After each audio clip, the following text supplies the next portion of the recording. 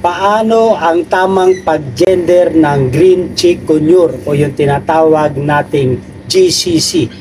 Mapagpalang araw mga kahabi, at kung bagong viewers ka sa channel na ito, ay humingi ako ng favor, please subscribe my YouTube channel, Olen Aviary at iba pa. So mga kahabi, at sasagutin din natin yung tanong ng ating kahabi na si Deluxe. Nice video. GCC naman sir, paano mag-gender? So, marami tayong kapamaraanan sa pag-gender ng mga ibon. Meron yung nakikita sa kulay ng ilong, yung iba nakikita sa hugis ng ulo, sa tuka, at yung iba naman ay sa kulay. Mas brighter, ito sinasabi nila na lalaki, sa lighter naman ay tinatawag nilang babae. So isang species po ata ang napakabilis makita visually. Hindi na kailangan ng DNA. Ito yung Eclectus. Dahil pag kulay green, ito ay male. Pag kulay pula, ito ay female. So ito na po siguro yung pinaka madaling ma-distinguish natin visually sa pag-gender ng isang uri ng species. Pero sa ating tatalakay ngayon na GCC, ito na siguro mga kahabi ang isa na species or mutation na mahirap i-gender visually. Itong green chikunure. Ang sabi ng ibang tanong ng mga iba nating kahabi, how to tell green chikunure? Sa iba ay sabi sa sexing or sa sex link ay pwede nating ma-determine.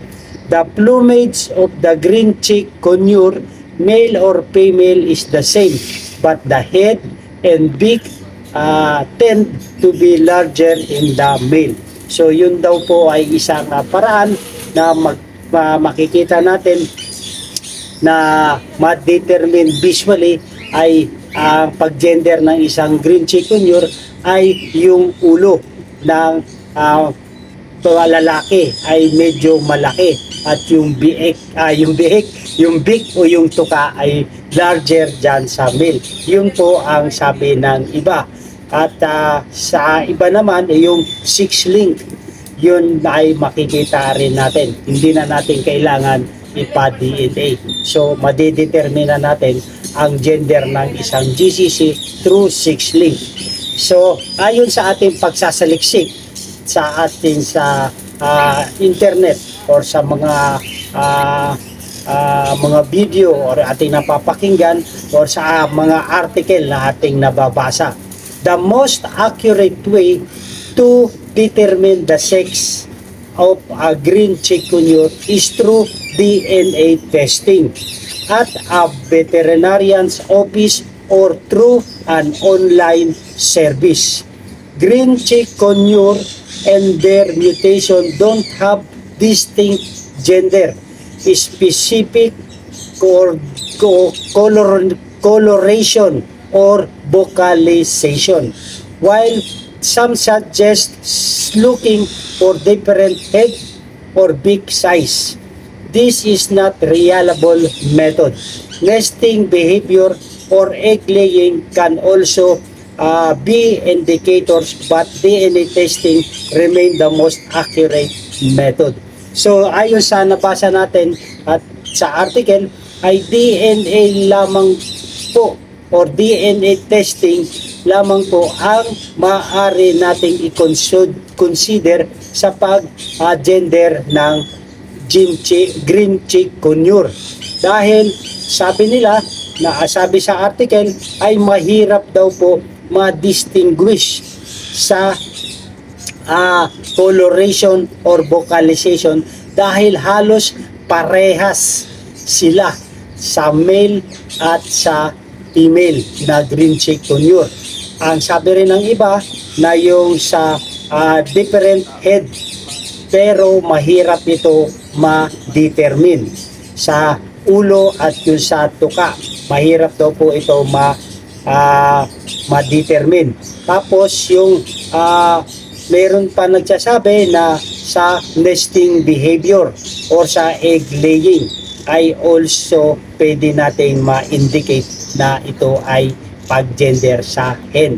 Okay po. So yun po mga kahabi ang kapamaraanan sa pag-gender ng ating mga green chikunyor. So meron tayong presentation dito na elaboration. So elaborate natin sa pag-gender ng green chikunyor para lalo la po natin maunawaan kung paano nga ba ang tamang pag-gender ng green chikunyor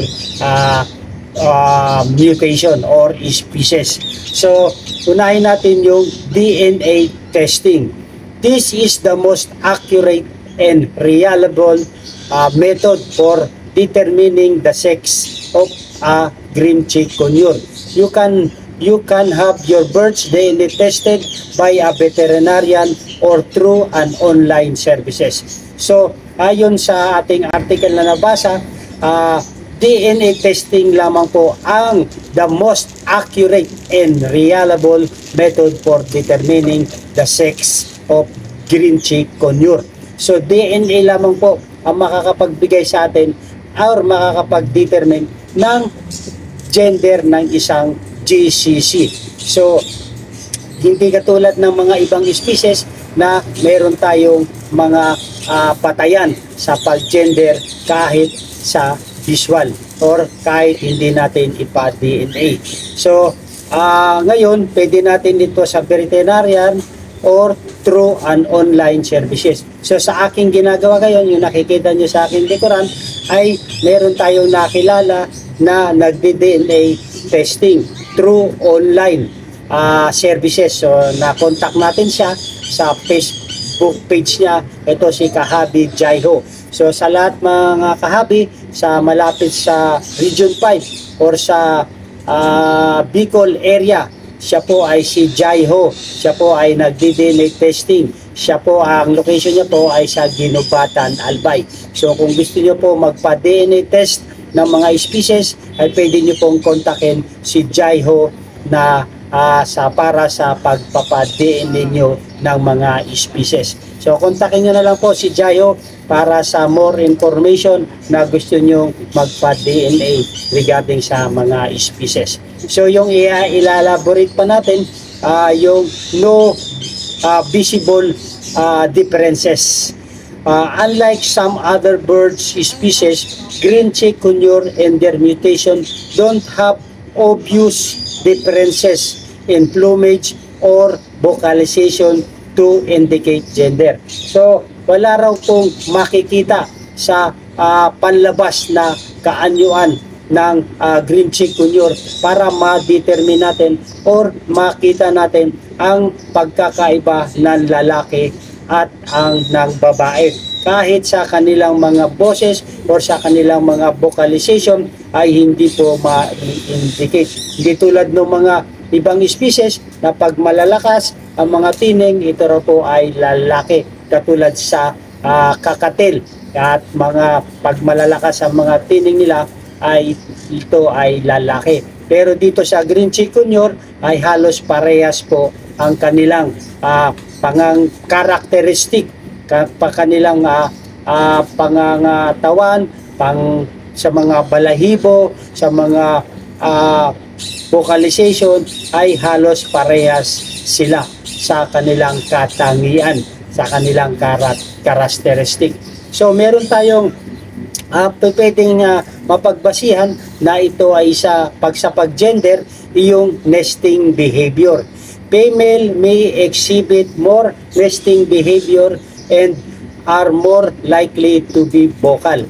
So yun po, ito ay isang paraan na makikita natin sa pag-gender ng GCC dahil sa nesting material, nesting behavior. Dahil alam naman natin na female lamang po ang nagne-nesting. So kung meron na tayong napapansin sa mature dito, kasi hindi naman nesting behavior sa mga young. So pag matured na ang ating GCC, ay posible natin na mapansin ito na nagne-nesting behavior na siya.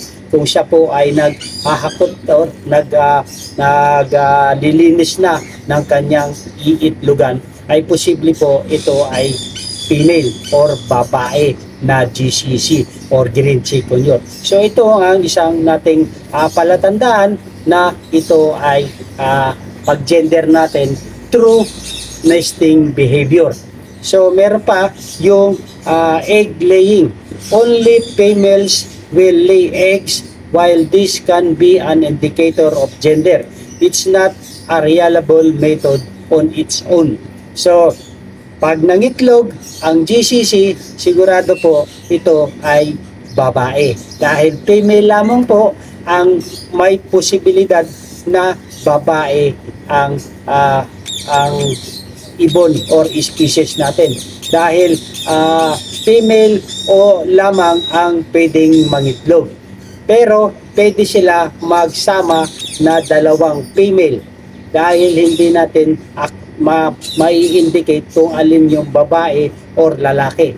Dahil kahit babae sila parehas na pinagsama natin sa cage, ay posibilidad sila mangitlog. Ngunit hindi sila fertile dahil parehas po silang female. So kailangan may isang lalaki at mayroong isang babae na GCC para mag-fertile ang kanilang eggs. So, egg laying, only females will lay eggs, while his can be an indicator. So, pwede natin ito ma-indicate na ito ay babae. Dahil babae lamang po ang may posibilidad na mag-lay ng eggs. So, ito pa po yung elaboration natin na panglima, yung head and beak size.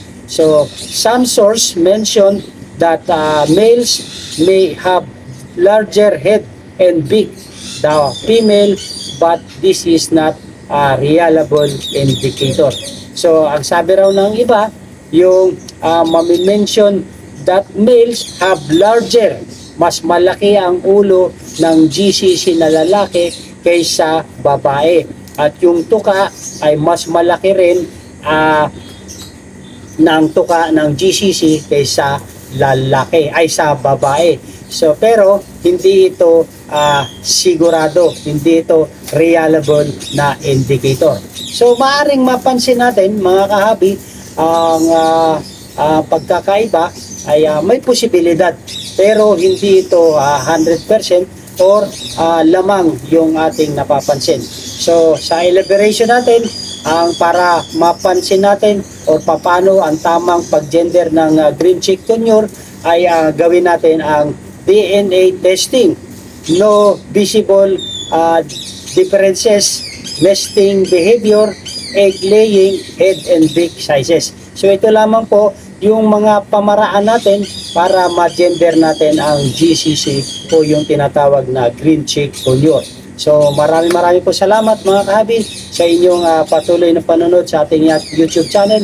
At kung nagustuhan itong ganitong topic regarding po sa buhay mag-ibon, ay humingi ako ng favor, please subscribe my YouTube channel, Olen Aviary at iba pa.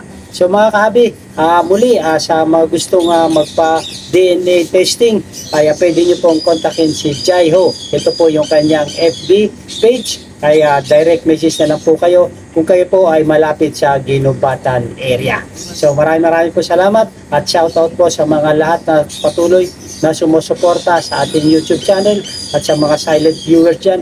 At nais ko rin pong i-shoutout ang ating mga kahabi, si Ramel Primo, shoutout po sa inyo, si Lynette Montilla, shoutout po kahabi, si kahabi Franco, si kahabi Edwin Tan, si kahabi Ronnie Kaisep, shoutout po, si kahabi Alberto Ramos, shoutout po sa inyo kahabi. Maraming po salamat sa patuloy niyong pagsuporta sa ating YouTube channel. Si Kuya Jones TV, shoutout po kahabi, shoutout po. At si kahabi Every Bibo Dosoran, shoutout po. Si Boy Gibara, shoutout po kahabi. Si kahabi Mark Joseph Yanera, shoutout po kahabi. At last but not the least, si Bibo Andre Dosura, shoutout po sa taga Negros po si kahabi. Sa lahat ng kahabi natin dyan sa Negros, shoutout po sa inyo, si Bibo Andre Dosura, shoutout po. Maraming po salamat. Maganda ang buhay pag meron tayong kaalaman sa pag-gender ng GCC. Mabuhay and God bless. Thank you for watching.